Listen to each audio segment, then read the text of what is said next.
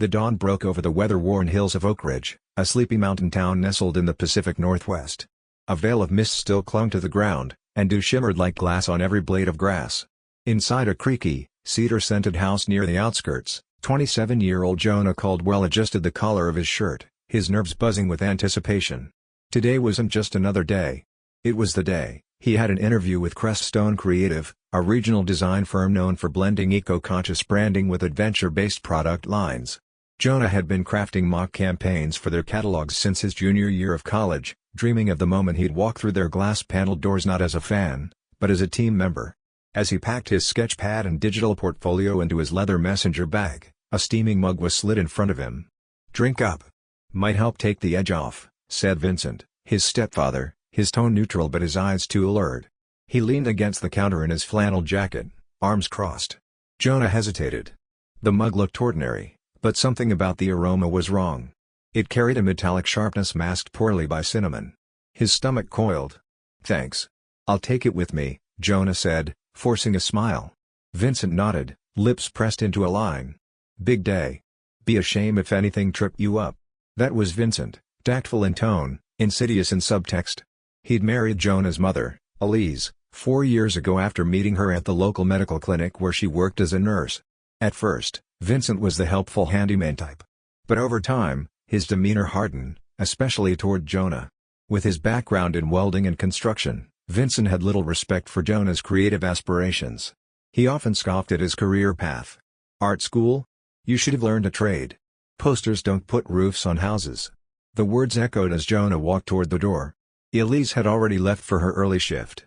The house was still, save for the clink of Vincent rinsing dishes, whistling faintly, off-key, tuneless. Once Jonah was a block down the road, he pulled into a small gas station and parked behind the building. He opened the travel mug and peered inside. The liquid was inky, too thick, and shimmered with an oily surface. His pulse quickened. Slowly, he poured it into a trash bin, watching it stain the paper wrappers like motor oil. This wasn't the first unsettling moment with Vincent. A few weeks prior, while retrieving jumper cables from his stepfather's truck, Jonah had found an unlabeled bottle beneath the passenger seat. The pills inside were small and chalky. He recognized them from his college days when a roommate used similar ones to knock himself out during finals week stress. Strong stuff. Jonah had returned it without a word but kept the memory. Now, that odd aroma in the coffee brought it all rushing back.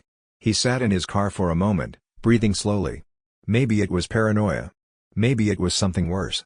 There had been other moments, alarm clocks that reset mysteriously, corrupted files before virtual meetings, the Wi-Fi always cutting out when he was in an interview.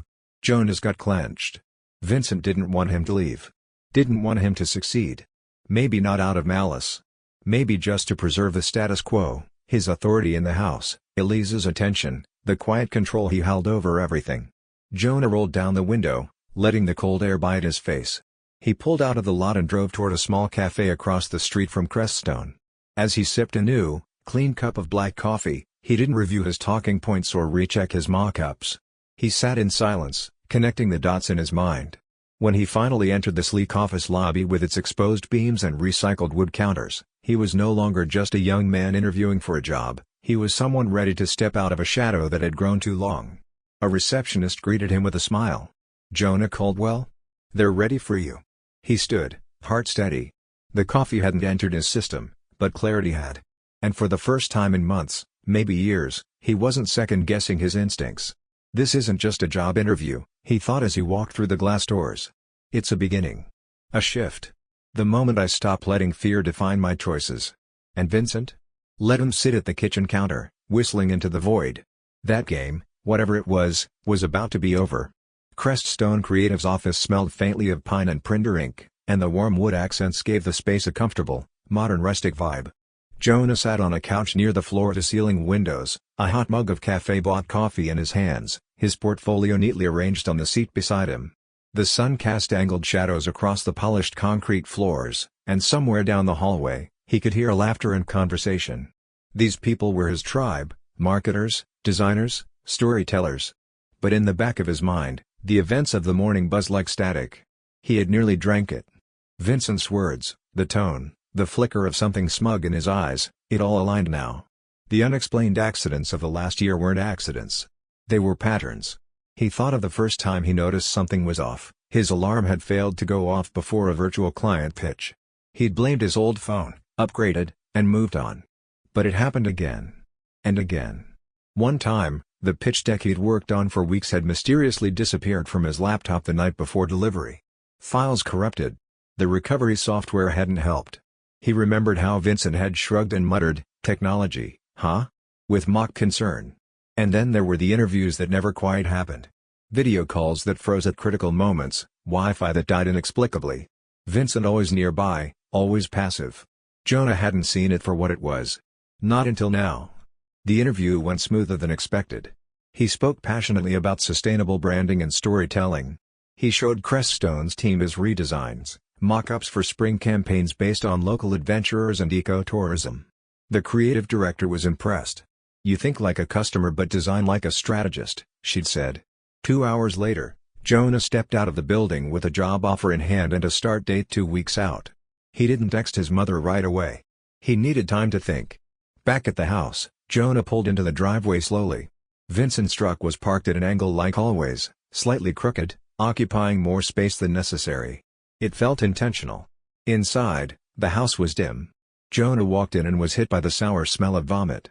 The TV was on low volume.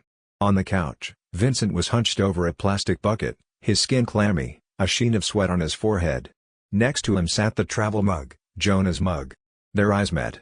"You're back," Vincent croaked, weakly wiping his mouth. Jonah kept his voice level.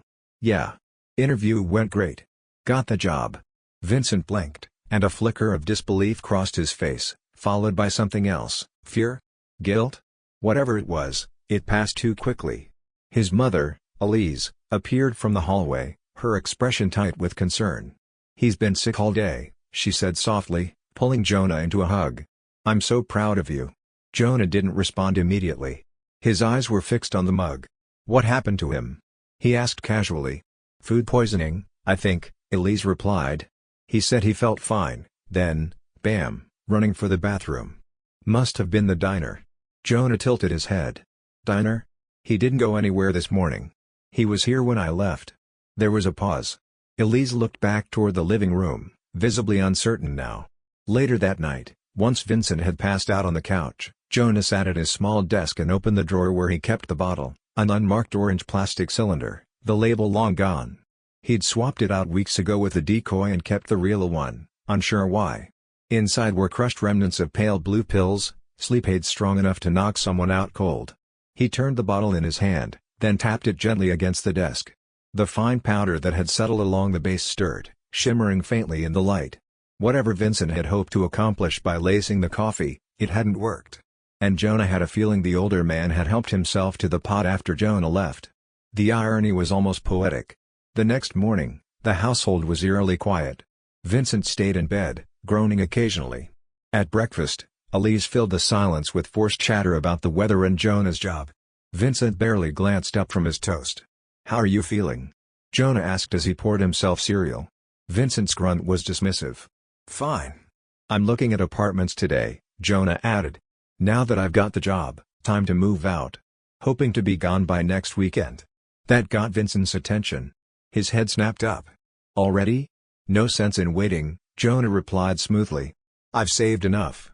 Just looking for a spot close to work." His stepfather tried to keep his face neutral, but something dark flickered in his eyes. "You know how these entry jobs are," he said. "They love hiring the young ones, wring them dry, then dump them before benefits kick in. Might be smarter to stay, build a cushion." Jonah didn't flinch. "Appreciate the concern, but I'm ready." Vincent said nothing, but the tension in the air thickened like fog. Elise offered a small smile, but it was strained. That afternoon, Jonah found a modest studio apartment 15 minutes from Creststone's office. It had peeling paint and old tile, but it was his. The landlord, an elderly woman named Clara, appreciated that he had a job lined up. She approved his application on the spot. He signed the lease with a shaking hand and a swelling heart. Back home, he packed in silence. Vincent didn't speak to him that night, just clanked tools in the garage. Jonah walked in briefly, dropped a folded note in Vincent's open toolbox, and left. The note read, "Whatever you were trying to do didn't work. I saw it. I stopped it. I'm done." 3 days later, Jonah was organizing books in his room when Elise knocked on the doorframe. "Can we talk?"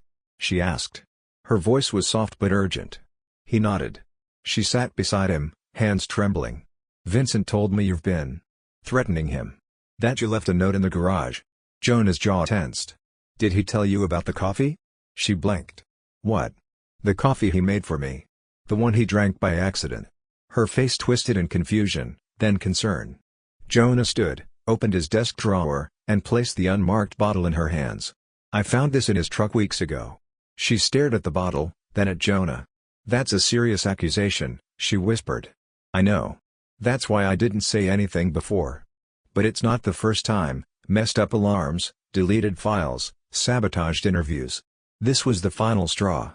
Elise sat in stunned silence. Jonah leaned closer. "Mom, when's the last time you checked your savings account?" Her eyes widened, the blood draining from her face. He hadn't wanted to go there. But it was time. Vincent had been playing a long game, and Jonah wasn't the only one. Elise stared at the bottle in her hand as if it might explode. Her fingers traced the edge of the worn plastic, and her lips parted, but no words came. The silence between her and Jonah felt heavy, like they were both standing at the edge of a cliff, peering over and finally seeing how far the drop was. "When did you find this?" she asked finally, voice low. "About 3 weeks ago," Jonah said. "I was looking for jumper cables in his truck and saw it stuffed under the seat. No label, just crushed pills. I didn't touch it at first, but I switched it with a decoy a few days later." She set the bottle on Jonah's desk like it burned her fingers. "Do you know what it is?" "Strong sleep aids. Maybe a benzodiazepine or something in the same class. I've seen friends use this kind of stuff in college to crash during finals week. It's not the kind of thing someone just casually keeps hidden in their truck." Elise rubbed her temples. "He said you were turning hostile. That the stress of the job hunt had made you paranoid." Jonah met her eyes calmly. "Did he mention that he was sick the exact morning after he made that coffee for me? Or that he was the only one who drank it?" Her brows knit together. "He said it was the food at Rusty's diner." Jonah tilted his head. "Mom, you left before me that morning. Did you see him leave the house?" She paused. "No. He was in the kitchen when I left. Then he never went to Rusty's." Elise stood, pacing slowly. "This doesn't make sense. Vincent's not perfect, but he's never been violent. Never raised a hand." "Not all abuse leaves bruises," Jonah said gently. "Sometimes it looks like erased files. Sometimes it's a mug of coffee that smells like metal." She turned to him, her face pale. "Why would he do this?" Jonah hesitated, then said it out loud, "Because I'm a threat to him. Not physically. Emotionally. To his control.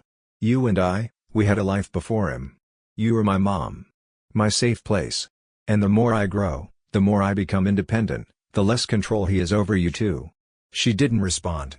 Her gaze drifted to the window, where Vincent's old red truck sat in the driveway like a rusty monument to a life built on quiet manipulation. "When's the last time you checked your bank account?" Jonah asked.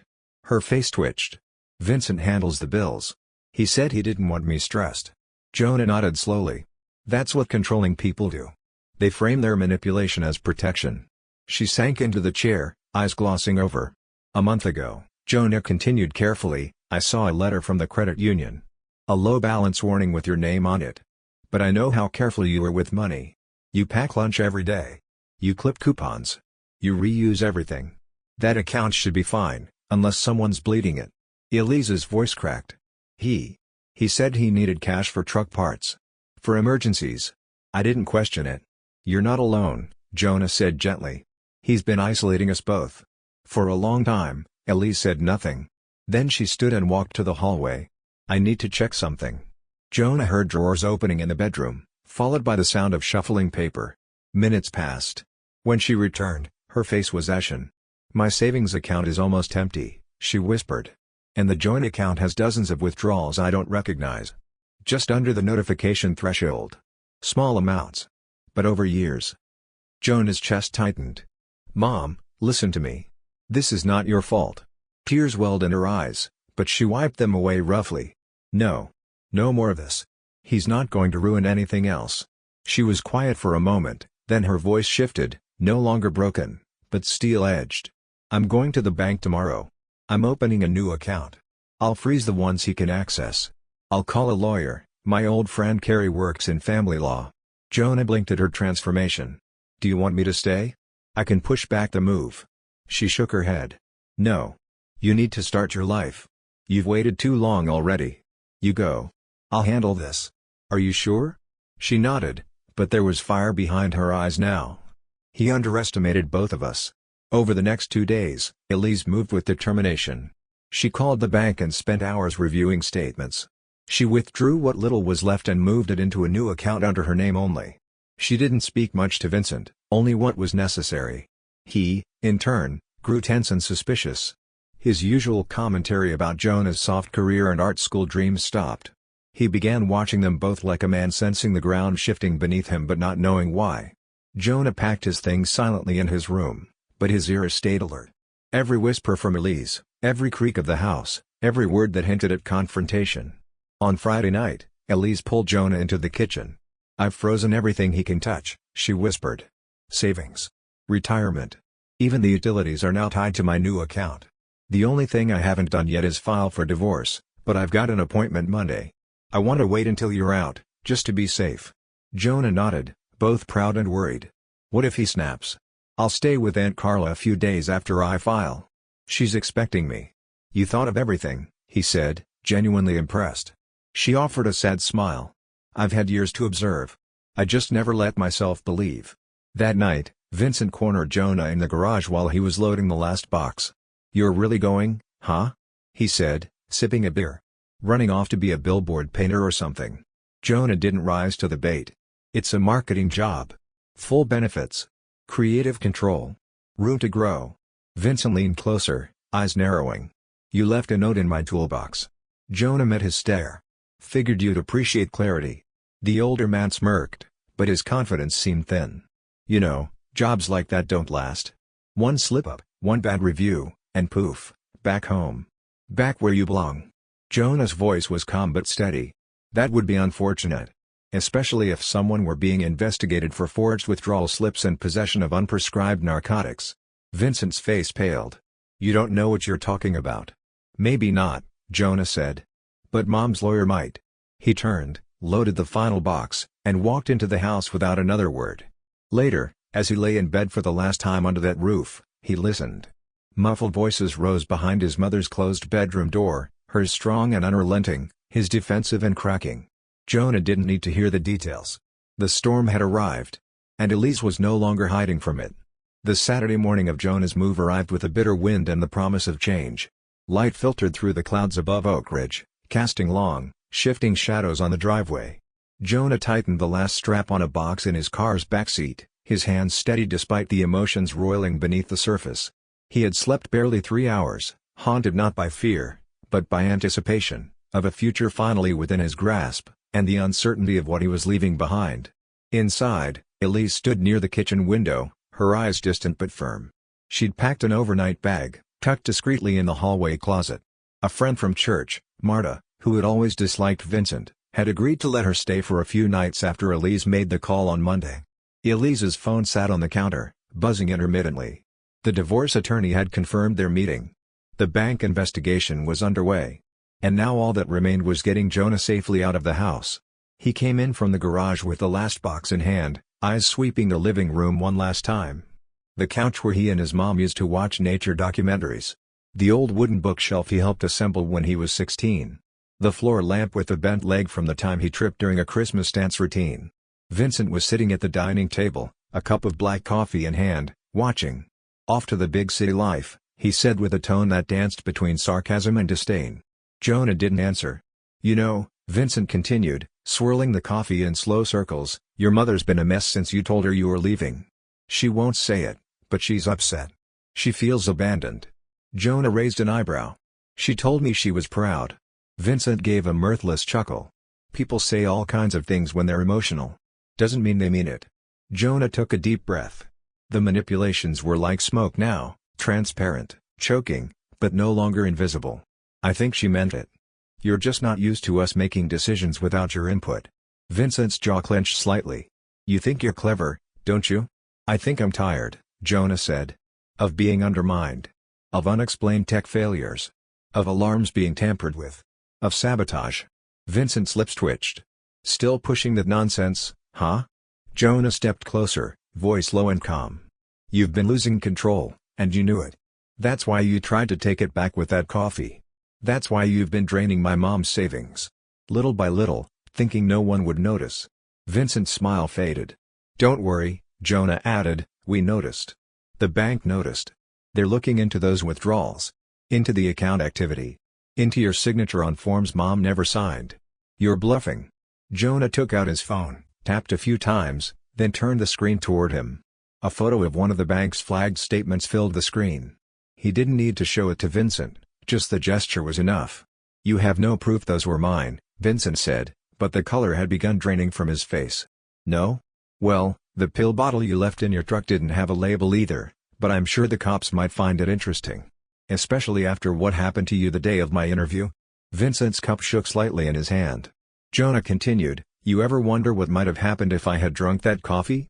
You ever think about how things could have gone very differently?" The older man looked away, staring blankly at the wall. "Thing is," Jonah said, stepping back toward the door, "I don't need to ruin you. I just need to walk away. That's all it takes." Elise appeared then, holding a small envelope. "Before you go," she said softly. Jonah took it. "What's this?" "Something for your new place. Open it when you get there." He nodded, hugged her tightly, breathing in the familiar lavender scent of her shampoo. "You sure you'll be okay?" She pulled back, eyes fierce. "I've already changed the locks on the bank accounts. Lawyer on Monday. I'll stay with Marta for now. And if he tries to stop me, I've got people on speed dial." Vincent stood up then, his presence looming in the corner like a fading shadow. "You think this is over?" Jonah turned to him, calmly. "It is for me." Without waiting for another word, Jonah walked out the door, his boots crunching against the gravel driveway. He slid into his car, started the engine, and drove down the winding road that led toward the city. The house disappeared behind the trees. The last trace of that chapter. An hour later, Jonah unlocked the door to his new studio apartment. It was small, just one room, a kitchenette, and a worn couch someone had left behind. But it was his. He set down the last box and finally opened the envelope his mother had given him. Inside was a photo of them on the beach from years ago, her arm around his shoulder, both of them laughing in the sunlight. Folded behind it was a check, not large, but more than enough to cover rent for the next month. On the back, she'd written, "For your next beginning. Love always, Mom." He sat down heavily on the couch, holding the photo, letting the stillness settle around him. No Vincent. No sabotage. Just quiet. That evening, his phone buzzed. A text from Elise. "Met with Carrie. Divorce in motion. Police called. Bank is cooperating. Pills are being submitted as evidence. Stay safe. I'll be okay." Jonah stared at the screen for a moment, then smiled, genuinely. He typed back. "I'm proud of you too. We made it." That night, he slept soundly for the first time in months, with no fear of someone tampering with his alarm clock, no dread about the morning. Tomorrow, he would wake up and go to work, a real job, a real opportunity. And for the first time in a long time, no one could take that from him. 6 months passed like the rhythm of seasons changing in the Pacific Northwest, quiet, slow at first, then sudden, vibrant. Jonah's life began to bloom in unexpected ways. His studio apartment, once echoing with emptiness, now felt lived in and warm. A thrift store lamp cast a soft amber glow over his sketchpad at night, and the wall behind his work desk had become a collage of print samples, campaign drafts, and sticky notes filled with scribbled ideas. A window overlooked the street below, where kids skateboarded in the evenings and dogs barked through open gates. It wasn't perfect, but it was his, and every creak of the floor reminded him of what he had walked away from, and what he had built since. At Creststone Creative, Jonah had quickly earned a reputation for his intuition. His first major campaign, Breathe Wild, a storytelling series featuring local hikers and climbers, had not only won praise but also helped double the company's social media following in 3 months. His concept was simple: authenticity. Real people. Real gear. Real stories. It resonated because it was real, just like Jonah's journey. And then came the biggest opportunity yet, the winter collection campaign. The director of marketing summoned him to the conference room, a cozy space with a large wooden table and vintage snowshoes mounted on the walls. "We want you to lead this one," she said. "You've got the voice we've been looking for." Jonah blinked. "Me? Lead?" She nodded. "You've lived what we're trying to sell: independence, resilience, clarity." Jonah managed a small, Stunned laugh. Yeah. I'd be honored. That night, he walked home in the cold, the sky lit with stars like scattered glass. The street lights flickered and buzzed, and somewhere in the distance, a train rumbled. His phone buzzed in his pocket. A message from Elise. It was a photo. Her standing in front of a small, brick building with a sign that read "The Second Cup." She held a set of keys in her hand, beaming in the soft twilight. Signed Elise today. Coffee shop opens next month. It's happening. Jonah sat down on the bench outside his apartment, staring at the photo. The sign wasn't flashy, but it was perfect. His mother's lifelong dream, back when she and Jonah used to sketch imaginary menus together on the back of old receipts, had finally come alive. After the divorce settlement was finalized and the missing funds mostly recovered, Elise had moved to a nearby town, closer to her sister, farther from her past. She took a part-time hospital job to cover bills but devoted the rest of her time to renovating the shop space. The Second Cup was more than a business, it was her fresh start. Jonah texted back. Couldn't be prouder. Grand opening, better have cinnamon rolls. She replied a few seconds later with a laughing emoji and a photo of the half-finished menu board. As Jonah stood to go inside, he spotted the old travel mug, the one Vincent had handed him on the morning of the interview, resting on his kitchen shelf like an artifact. He hadn't touched it since. Hadn't even thrown it away. It was a strange relic of who he used to be, a quiet, doubting version of himself who had feared confrontation more than he'd feared stagnation. But he wasn't that person anymore. The next weekend, Jonah hiked to one of his favorite spots just outside the city, a rocky overlook surrounded by evergreens, where you could see the valley below and the sharp peaks in the distance. He brought the travel mug with him in a backpack, along with a thermos of coffee he'd made himself. The wind was sharp, laced with the promise of snow. Birds circled above. Below him, the town stretched like a miniature model, roads, rooftops, and rivers all glinting under the afternoon sun. Jonah pulled the travel mug out of his pack. It still bore a faint smudge on the lid, a reminder of that morning when everything could have gone wrong. He held it for a long moment, then set it gently on a flat rock beside a patch of moss. "Thanks," he said aloud, not to the mug, not to Vincent, but to the moment. To the trial. To the thing that forced him to grow. And then he turned and walked away. Later that evening, Jonah called his mom. She picked up on the second ring. "Hey," she said. "I was just going through photos for the shop wall. You should come help pick some out." "Yeah?" He smiled. "What's the theme?" "Fresh starts," she said simply. "People in motion. Building. Rebuilding. Believing. I've got a few photos that might fit that." They spoke for 20 more minutes, about lighting, permits, coffee grinders, and cafe playlists. The kind of casual, joyful talk they hadn't shared in years. No tension. No fear of who might be listening. After they hung up, Jonah brewed a fresh cup of coffee, set his next campaign sketch in front of him, and lit a candle by the window. It smelled like cedar and winter spices. Outside, snow had begun to fall in slow, drifting flakes. He thought of Vincent only once more that night, of how quiet the man had grown after Jonah moved out, of how the police had later found forged bank slips and the pills Jonah had turned in. Vincent had taken a plea deal, probation and restitution. Last Jonah heard, he'd moved to Idaho to work odd construction jobs and was living in a trailer. But Jonah didn't feel vengeance. Just distance. The kind of space you earn, not by shouting, not by fighting, but by walking away and refusing to return. 6 months ago, he was trapped in a house where doors closed quietly behind him. Now, he sat in a space of his own making, surrounded by possibility. He sipped his coffee, the steam curling in the quiet, and smiled. Because sometimes, the loudest victory doesn't come with applause. It comes in the quiet whisper of freedom. It comes in the simple act of beginning again.